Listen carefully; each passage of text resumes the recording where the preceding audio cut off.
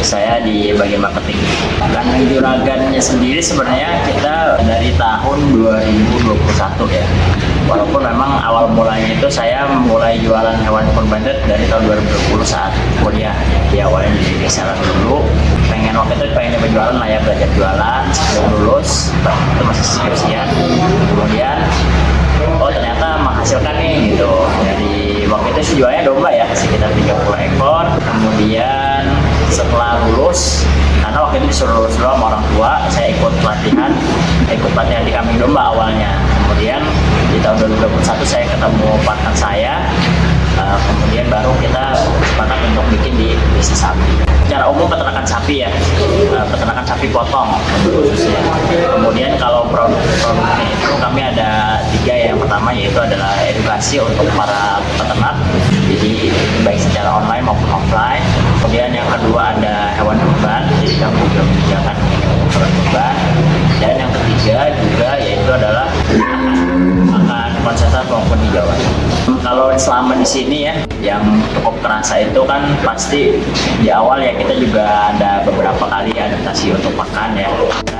Harus keluar dana, tapi sapinya misalkan di awal-awal kita masih learning, pertumbuhannya kurang bagus gitu. Ada juga yang kedua itu ya lumayan kerasa itu di tahun 2022, yaitu ada di saat PMK ya. Itu lumayan pusing lah buat kita gitu, walaupun alhamdulillah ya mungkin ya para peternak lain yang ada yang sampai mati dan sebagainya, karena pada saat itu kita juga nggak ada sapi-sapi dulu, alhamdulillah sih nggak mati ya. Cuma memang pertama keluar biaya yang cukup banyak, terus yang kedua sibuk semua lah, jadi kita ngerawat benar-benar sapi itu dari pagi sampai malam gitu, karena harus di maintain banget, ada pengobatannya khusus gitu kan, ada beberapa treatment, dan itu sudah waktu itu sudah hampir 12 ya.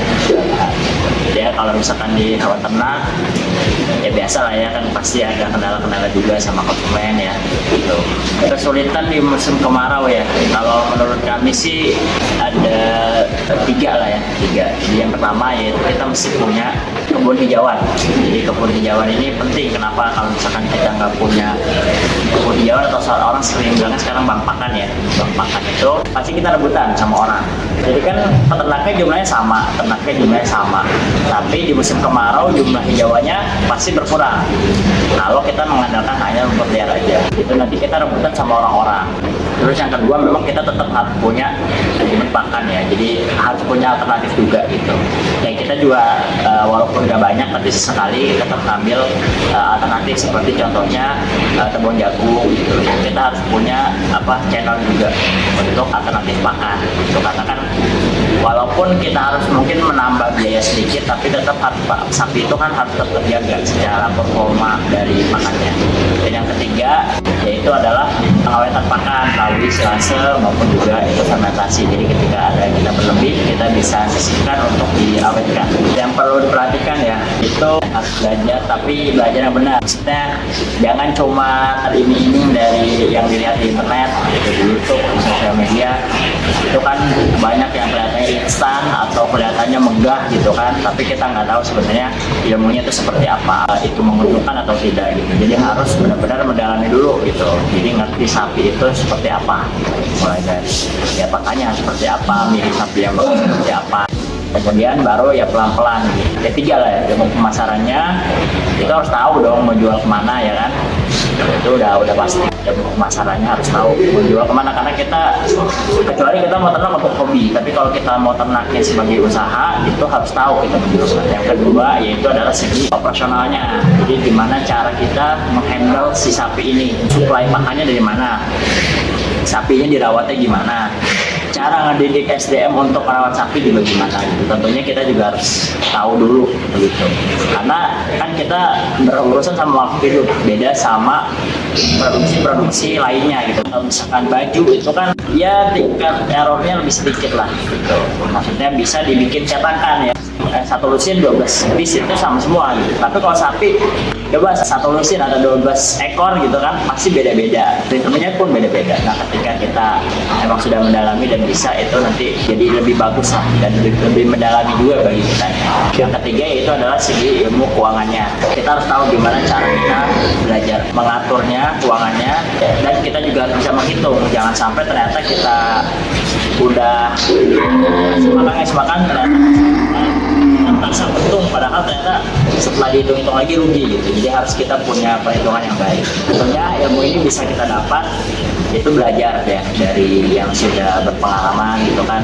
Semakin banyak kita punya relasi semakin baik, karena setiap peternak pasti punya ilmunya yang pamukasnya lah gitu, atau mereka punya ahli di mana dan mereka sudah punya pengalaman bertahun-tahun. Dengan kita berbanyak silaturahim itu akan memudahkan kita untuk beternak gitu. Ya bagus ya, bagus ya, karena kan mungkin mulai jarang yang tertarik di dunia ini gitu, harus ada penerusnya lah. Tadi harus belajarnya benar-benar. Jadi kadang-kadang Gen Z itu karena kebanyakan lihat sosial media pengennya instan dan juga hanya melihat yang bagus-bagusnya aja, tapi memang kita harus benar-benar turun di lapangan, karena harus tahu dulu gitu kan. Alhamdulillah saya kan bertiga, jadi kebantu ada satu partner Mas Jose kan, dia udah pengalaman di bidangnya gitu kan. Tapi kalau kita sendiri ya kita harus benar-benar belajar dan harus sabar gitu, karena ya namanya kita berhadapan dengan ternak gitu. Bisnis aja kan itu nggak instan gitu ya, ada prosesnya, apalagi misalkan kita bisa peternakan yang berhubungan sama hewan. Jadi punya Gen Z itu punya kelebihan ya, mereka punya akses informasi yang besar gitu, banyak gitu akses informasi. Itu adalah kelebihan kalian sebagai Gen Z.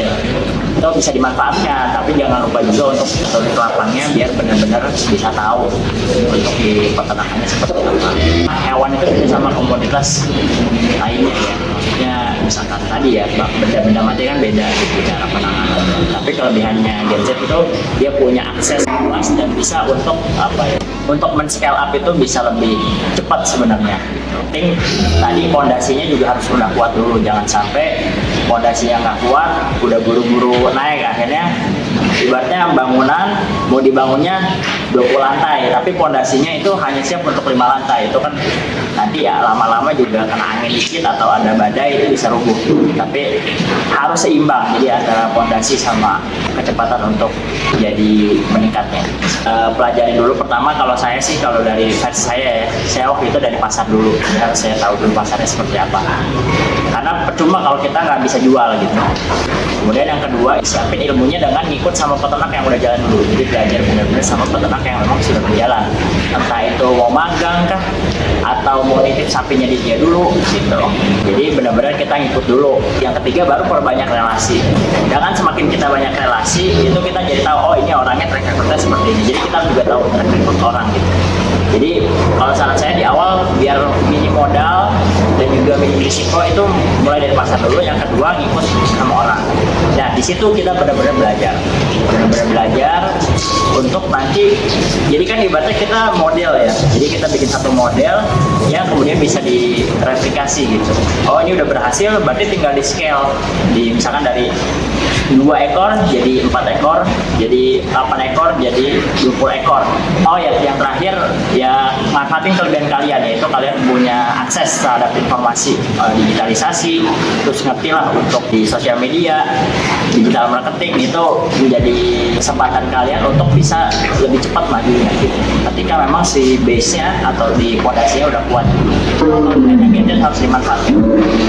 Ingin memulai peternakan, dia harus sabar berproses dan juga nikmatin gitu prosesnya, karena pasti prosesnya itu gak akan mudah ya.